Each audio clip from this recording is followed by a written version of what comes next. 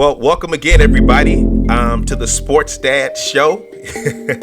I'm back in the building again, and of course, and I'm telling you, I told you that I promised that I'd get you some interviews and keep you updated with the most recent information, and also in regards to recruiting. And so I have a special guest with me today again, and his name is Coach George Yarberry, and who's also with Power 5 Training, and he's done a lot in his career, and he's definitely dedicated to getting guys scholarships so that they can play at the next level. Ladies and gentlemen, without further ado, my good friend, Coach George Yarberry. What's up, Coach? How you doing? Thanks for having me on.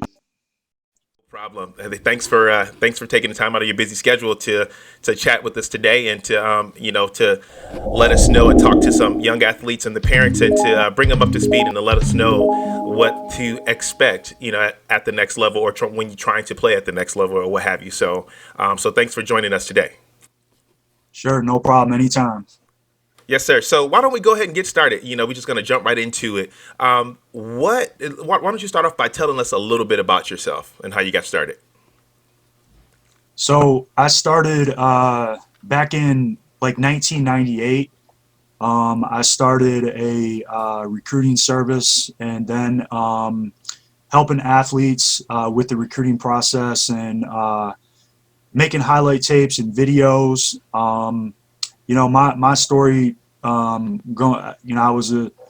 came from a single parent family. My mom didn't really know a whole lot about the recruiting process. I ended up getting a scholarship and played at Hillsdale College.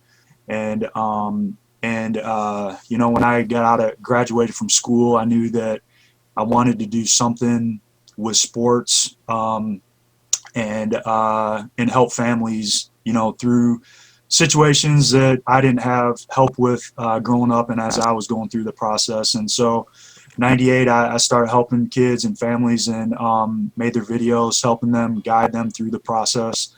And then in 2002, it led me to create the first high school football combine here in Michigan.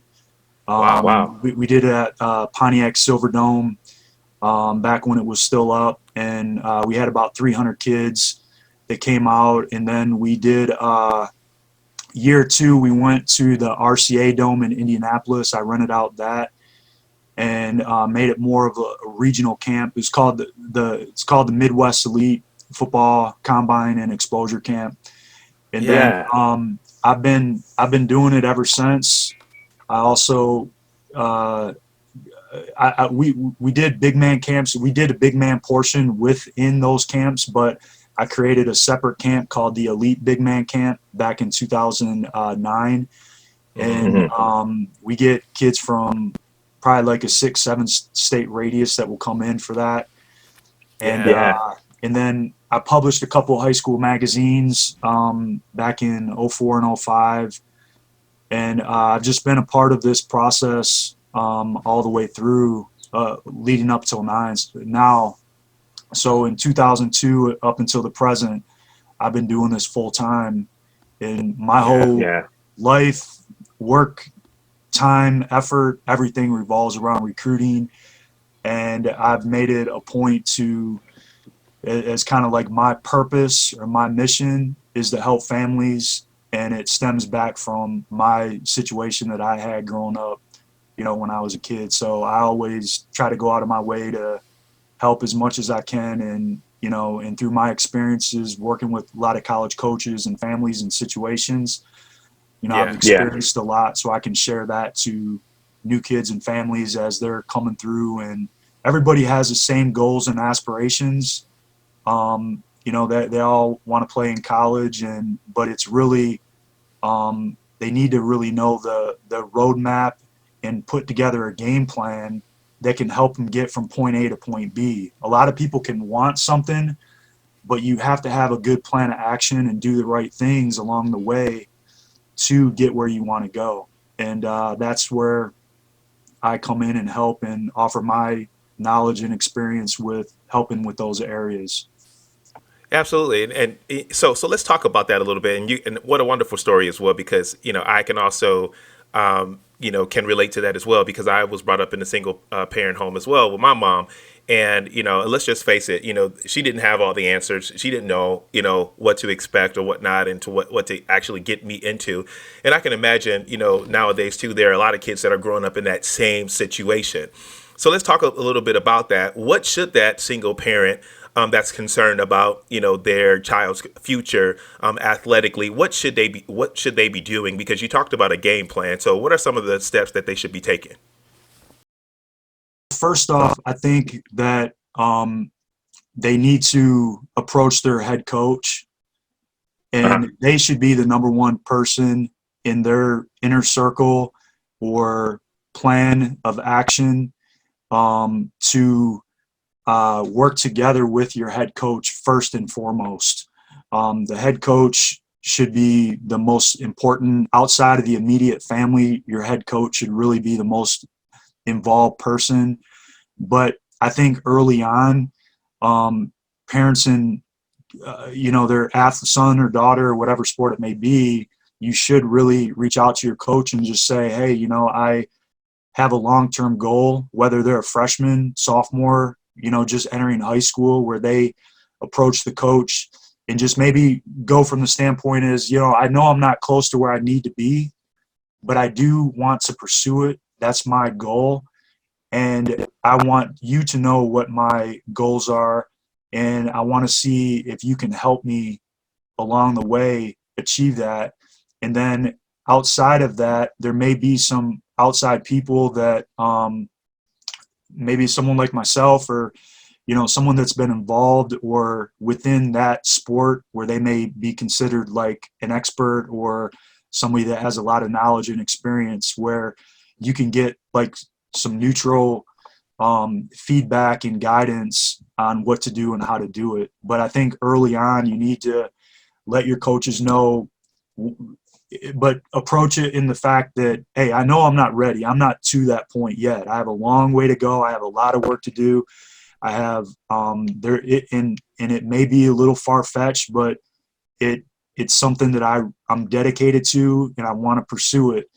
And if you let them know, that you have passion and you want to put the effort in, I think it'd be crazy if a coach shot them down or something like that, which I don't think they would. And I think that they want their kids and athletes to approach them and let them know that that's what their goals are. And I think 99% of all coaches are going to try to take an active role in helping that kid try to reach it and kind of lay out a plan of action. But there are some other people in addition that can help too as well.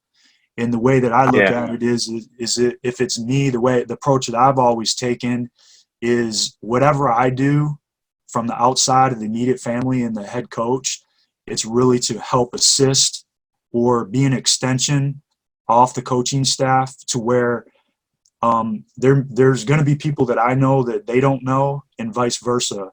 But if we really work together, we can help them help the the athlete achieve their goals. Yeah. Because no one can do it So, alone. You look at any kid in any sport, you look through their whole mhm, process going through it, they didn't do it by themselves. There's a lot of people right. that have a hand in helping or guiding or motivating, leading, inspiring these kids. But you create that inner circle of some people that that have your best interest in mind, and then that the coach and maybe the outside person like myself or something, they know that you mean well, and that all the efforts that are put into it are to help the kid. So you mentioned something about best interest. So have you ran into any situations where the coach really didn't have the kid's best interest in heart, and what do you recommend in that situation? I haven't personally seen where they have the best interest in heart. With most situations, you don't know all the details. You don't know everything Right. that goes into it. Right. But I think early on is really just, when you look at, as far as you look at the qualities that you need to be a potential prospect. One is character. If Right. you are a team player, you have good intangibles, you're a good student, you're a good leader, you're positive, you're bringing a positive vibe and atmosphere into a locker room atmosphere. You Yeah. get good grades, you show up, you're the first to show up, last to leave. Um, I think that coach is going to recognize that and see that. And then if you were to approach him or her uh, to let them know that you have aspirations to, try to pursue it as far as you can, I think if you have that type of mindset in displaying those types of actions, I think you're not going to see those situations happen where a coach just, yeah, I'm not going to help this kid. He's not, Right. you know.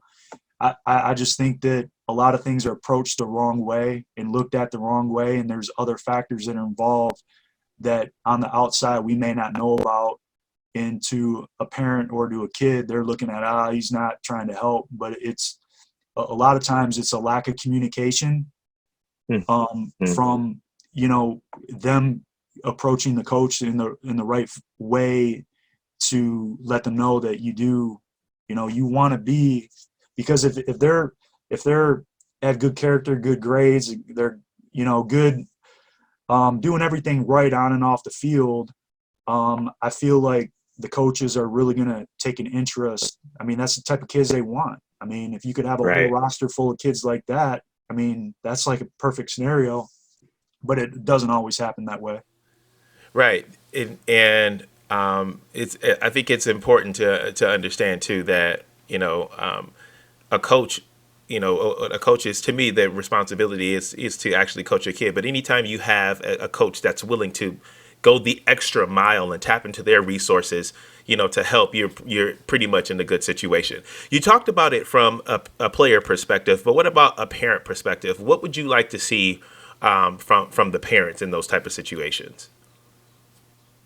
And I have a daughter that was like a 3-sport athlete, ninth grade in varsity in all 3 sports. So, I mean, I've kind of been on the other side of things too. But for me, it's more, number one, you should, you know, supporting your kids, but don't planting bad seeds in their head, like somebody's out to get you or someone's trying to not try to help you. You have to like, you have to learn like some of the good thing about sports and the experience that you learn from it and how it helps you in the real world when you're done with high school, when you're done with college, is all the obstacles and adversities, that the difficult situations that you have to go through. No one's right off the bat like a star player. He was a freshman Right. at some point, and he had to work hard, and you have to work to a certain point. But as a parent, though, I would just more encourage and try to give positive feedback and just say, hey, you're not playing as much as you want. You need to work harder. Right. But not just say you need to work harder, but have like a plan. And then that may be, okay, I need to get a speed coach. I need to get somebody that can help me in some of these areas that they may not have the knowledge or experience to work with, and Right. then get some help. And then uh, but I see some parents where they try to just run from every situation. Things get a little tough. Hey, I'm going to transfer. Things get a little Right. difficult. I'm going to blame somebody. Where they should be teaching their kid to look in the mirror and be smarter about the situation. And we talked a little bit about this on the phone yesterday, but really, for the kids, understand what, in this case, understand what the coach wants to get more playing time. Approach them in a way where, coach, I know I'm not where I need to be, obviously because of my minutes or playing time, things like that. But what can I do to improve? And kids have to take a really hard look in the mirror about their strengths and weaknesses, and then attack those weaknesses and make them a strength. But Wow. parents need to teach their kids to overcome these challenges and know that in the end, it's going to happen in the real world too. Things aren't going to go right. Like this situation now that we're all in, Right. It's like you can sit back and mope, or you can, oh man, what's happening? Or you can figure out how to make things better. And but I just feel like it's got to be a positive outlook. That's the way I've always looked at things and tried to attack it. If things didn't go my way, well, what's the positive that can come out of it? And what's my plan of action? And how am I going to change it? How am I going to make a 180-degree turn and turn things around and make it better? But I think Right. parents just have to, be more supportive, definitely supportive of the coaches, and know that, and teach their son or daughter to, hey, you got to fight through this, not run from it. Right. Absolutely. That's super important too, as parents to set realistic approaches, to the whole situation and knowing who to contact. You may not be an expert in it, but at the same time, hey, I want to set my kid up for success. So let me do some research to see who could I, get in contact. And you mentioned earlier that you had kids coming from all over, for exposure to trying to get help and things like that. And those are signs that parents are doing what they're supposed to do. So I just wanted to ensure that you hit on that the parents are supposed to make sure that they're doing their part as well. And then also, I like how you mentioned about the weaknesses and being realistic about, their weaknesses and things like that, because not everybody, is at that level, you know what I mean? But can they get there? Is it possible for me to get there? And having a realistic approach, like, hey, you may not even be, a D1 candidate, but hey, you maybe can go D2, what have you. So, but talk a little bit about that. Yeah. Yeah. Yeah, I would never, like, as a parent though, I would never um, sell my son or daughter short on what they can achieve. I would Right. always encourage them to shoot for the stars. Now, and if you, but also, like, in a recruiting standpoint, for any athlete, I don't care what sport it is to take a broad approach on how you target schools and who you, like, you may hit some of the bigger schools and you may not be that prospect right now, but that's not to say that in 2 years that you could be. But it's important to at least reach out and let them know who you are and that you exist.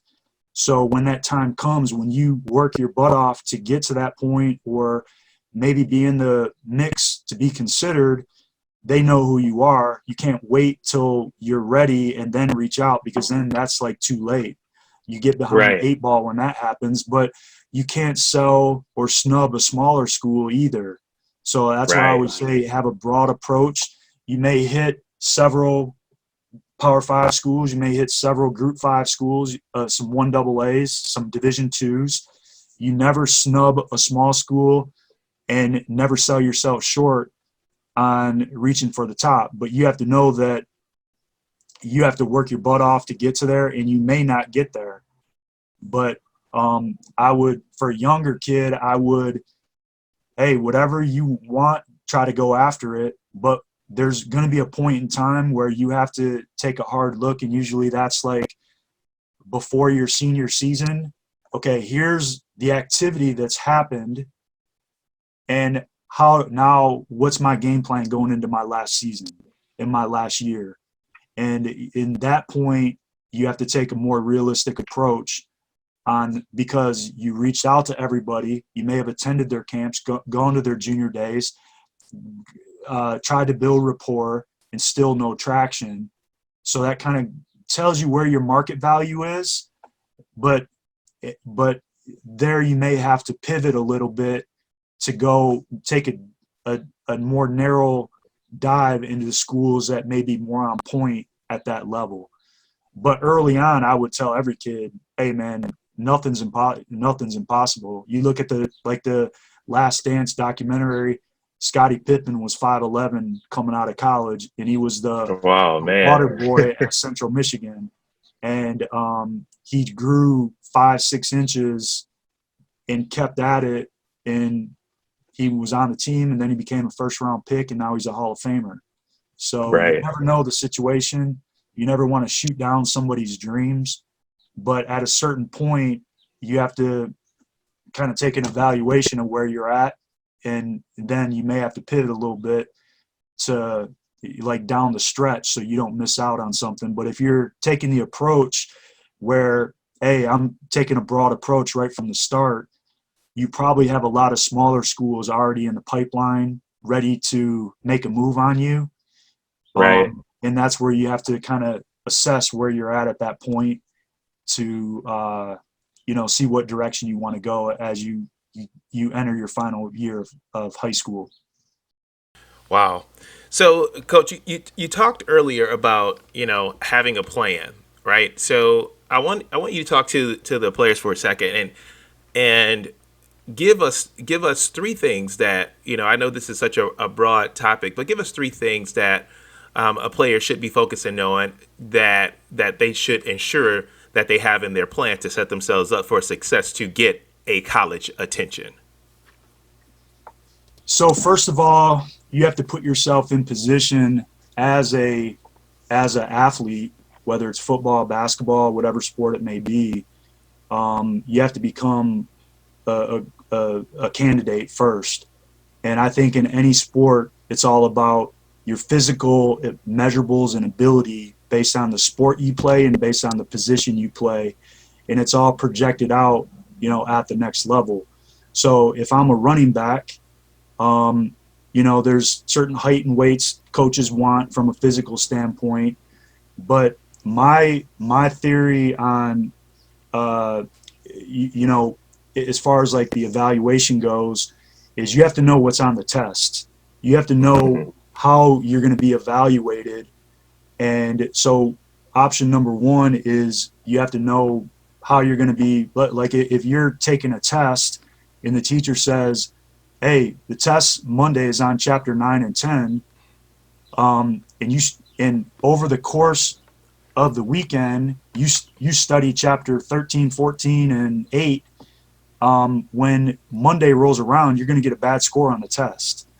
So as a football player, and that's, I know your boys are football players, but you have to know what's on the test. So for college, they're looking at your measurables and physical ability based on the projected position that you're expected to play at the next level. So so first and foremost is how do I get my measurables on point with what they want? So I feel personally, it's all about bigger, faster, stronger. And how do they measure these physical measurables? It's when you go to the one-day camp. I've been to a couple hundred one-day camps, and they do the same format no matter where it's at. If you go to USC out in the West Coast or Kentucky, Ohio State, Michigan, Michigan State, they all do that. It's the same format. You check in, you warm up, and you test. It's your 40, your shuttle, broad jump, 3-cone, L drill, short shuttle. You're going to get tested in all those things. And when you test, you're a number. You're a number based on the position you play. So they're going to take all the running backs. Okay, how did everybody test? Did anybody stand out? Like after the camp is over and everyone leaves, they go back as a staff and they look. This kid ran a 4.45 or something. It's like, man, who the heck is this kid? And so that strikes an interest because that's on point with what they want. Then they'll go back and watch the kid's video and see if that kid is a player. So the three things are definitely your physical measurables, knowing that, and then we touched on a little bit with hitting a broad range of schools, and then I would probably say thirdly is that you have to have a great video. It's got to be put together right.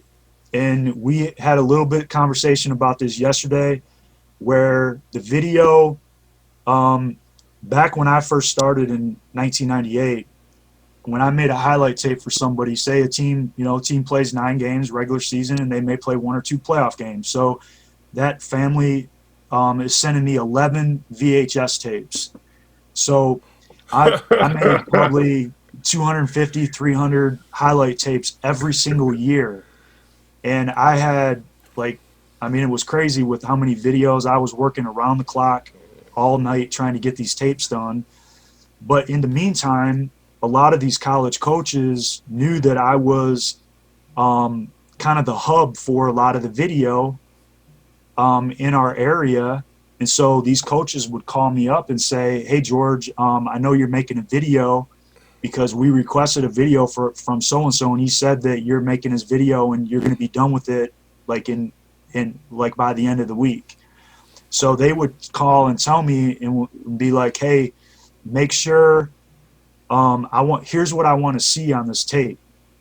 If you're a running back, I want to see a variety. I want to see can you run between the tackles? Can you outrun DBs? Can you turn the corner? Can you catch the ball out of the backfield? Wow. Are you willing to block when your number's not called? And so what happened was I started getting some of these coaches calling me and saying, hey, here's what I want. And then I'm like, man, I'm going to ask these guys, like, I want to find out myself, what they want to see. So I start doing some surveys and, hey, coach, what do you like? Every staff has different tastes and preferences of what they want. They have different styles of play. So right. One school would say, hey, I want this. One school would say, I want this. And then like I'm putting two and two together and I'm like, okay, so a running back calls me up and says, hey, I want you to make my tape. So I would keep these conversations in my head because I wanted to make the best tape possible for these athletes to give them the best chance to get a scholarship. And then technology and time evolved, and now we're in the age of huddle. So that leads us to today. And so the way things are done now, they don't call me to make highlight tapes. Some people still do, where I log into their huddle and I'll make their video for them. But 95% of the kids out there will make their own tape. And the problem that I see, and that's the number one problem with the recruiting process, is you got 15, 16, 17-year-old kids making their own highlight tape, and they don't realize it, but they're shooting themselves in the foot with how they're putting it together.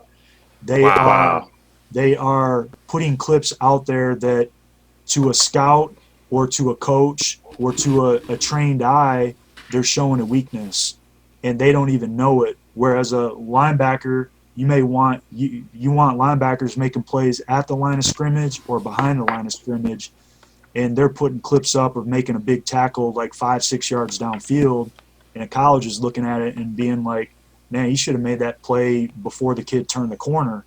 If he was anticipating, reading the play well, he should have been in a better position to make a play sooner than 5 yards down the field. But a kid doesn't know that because he doesn't know what a coach wants out of that position, and so is that the reason why you wrote the book, Coach? Because you wrote a book on highlights, right? Yep, I wrote a book. It's like a 50-page ebook, and it breaks down all the details of making a highlight tape, from picking your clips, watching to trimming your clips up, to having scripts for every position on how to lay your tape out. And what's the name of the book? It's called The Recruiting Guide, and it's how to create the perfect football recruiting highlight video. But it's on my website is the elitefootballnetwork.net. Elite Football Network is my main business, and that's what I've had from back from 1998 is the Elite Football Network is what I do everything on. I write articles. I highlight athletes from all over the country with that. And, and that's where, you'll find information about my camps as well. Wow. That's good information because, I was just sharing, what you were sharing with me yesterday that you actually wrote a book on highlights and how important it was. And you talked about it, how players are showing weaknesses and they don't even know it. Then also too, how when, after week one, they're firing off, right. Highlight reels after the first game. So so everybody, all kids are super excited. They're, they have a good game and it's like, man, I got to tell the world. I got to put it out on social media. I got to put it out there so everyone can see. But you have to have a strategy. and I'm big on plans and strategies and things like that, but you have to look at it from a college coach's perspective. If, say, you're an athlete and you put your video out in week 1, and say all the coaches look at it, they're going to form an opinion right then and there based off what they watch. Now, say week 2 rolls around. Say you do even better. Say you're a running back, first game you rush for 100 yards, a couple touchdowns. Say the second game you rush for 250 yards and 4 touchdowns, just say. And then you mix in week 2 highlights with week 1 highlights, and then you send it off again. Well, all these coaches are like, well, I just watched your video last week. I'm trying to expand.